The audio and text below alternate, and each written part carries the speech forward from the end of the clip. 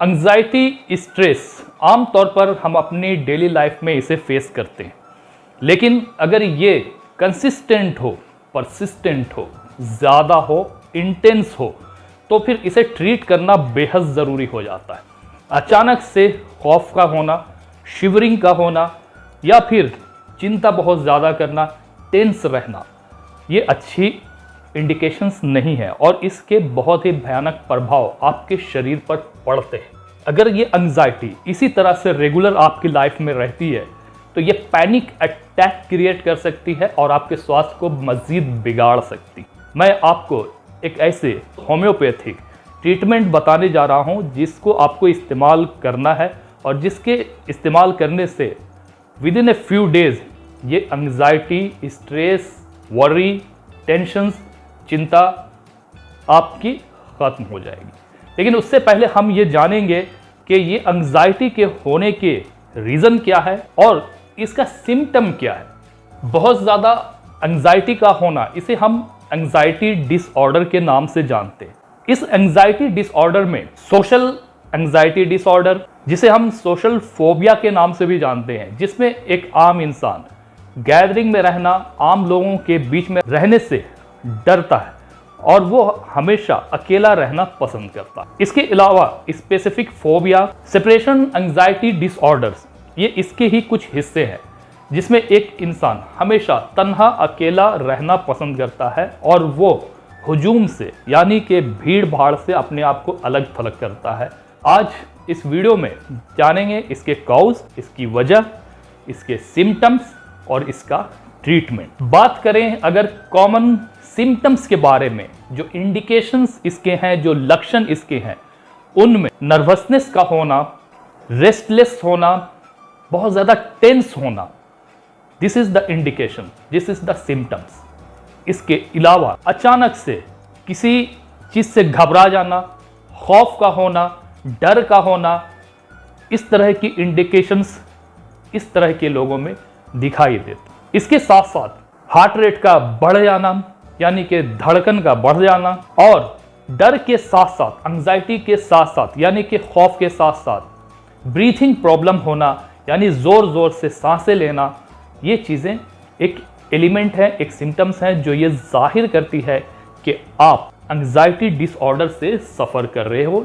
इसके अलावा खौफ और डर से स्वेटिंग का होना, यानी कि पसीने छूटना शुरू हो जाना, ट्रेम्बलिंग होना, हाथ पांव का कांपना, कमजोरी महसूस करना, थकावट महसूस करना, किसी छोटी सी इंसिडेंट को लेकर बहुत खौफजदा हो जाना, बहुत डर जाना, बहुत वरी होना, सोने में परेशानी होना, दिक्कत होना, यानी कि नींद का ना आना। इसके अलावा इस तरह के लोगों में आमतौर पर गैस्ट्रोइंटेस्टिनल प्रॉब्लम्स का बने रहना भी शामिल।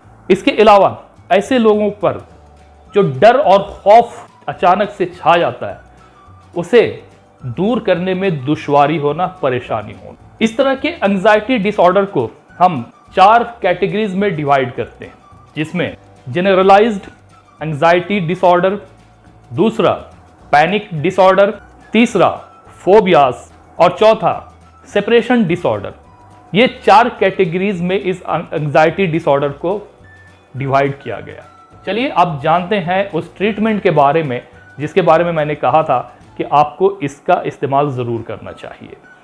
होम्योपैथिक ट्रीटमेंट है, इफ़ेक्टिव है और आपको इस तरह की सिचुएशन से बाहर निकालने में बहुत कारगर भी। आपको एडेल 51 साई स्टेबिल ड्रॉप, इसका इस्तेमाल करना चाहिए।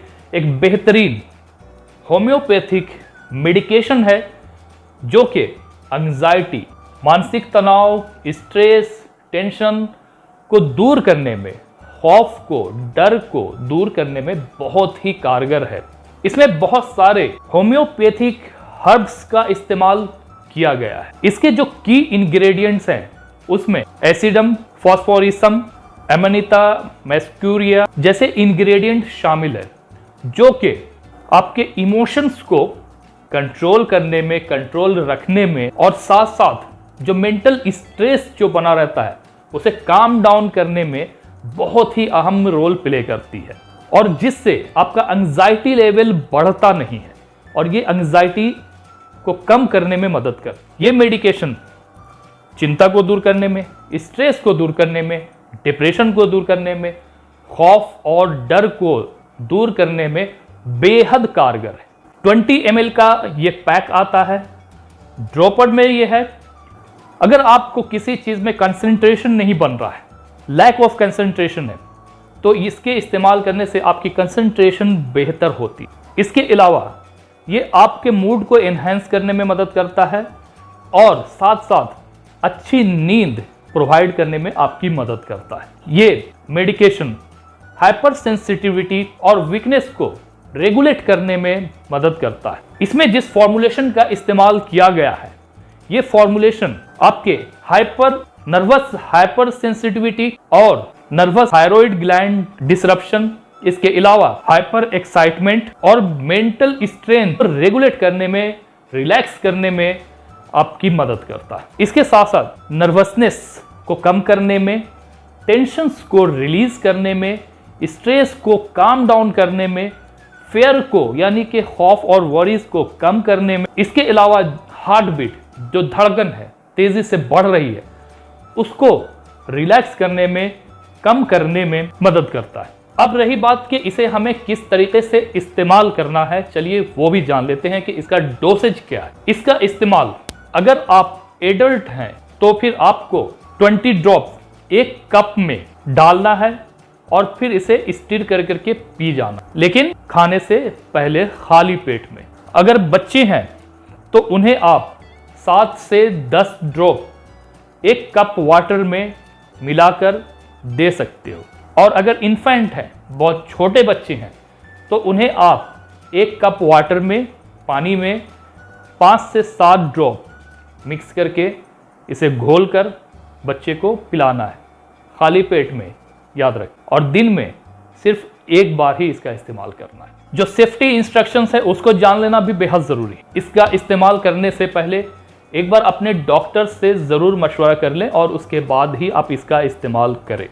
दूसरी चीज़, बच्चों को, इन्फेंट को इसे देने से पहले अपने डॉक्टर से ज़रूर सलाह मशवरा कर लीजिए। इसे इस्तेमाल करने से पहले इसके ऊपर जो डायरेक्शन लिखा हुआ है, जो डायरेक्शन ऑफ यूसेज है, उसे पढ़कर ही आप इसका इस्तेमाल करें। इसके अलावा जो रिकमेंडेड डोसेज हैं उससे ज़्यादा आपको इसे बढ़ाना नहीं है। इसके अलावा अगर कोई क्वेश्चन हो, कोई सवाल हो तो नीचे कमेंट बॉक्स में ज़रूर लिखना और अगर इस चैनल पर नए हैं तो चैनल को सब्सक्राइब ज़रूर करना। मिलते हैं इसके साथ ही दूसरे वीडियो में, तब तक के लिए बाय बाय, टेक केयर।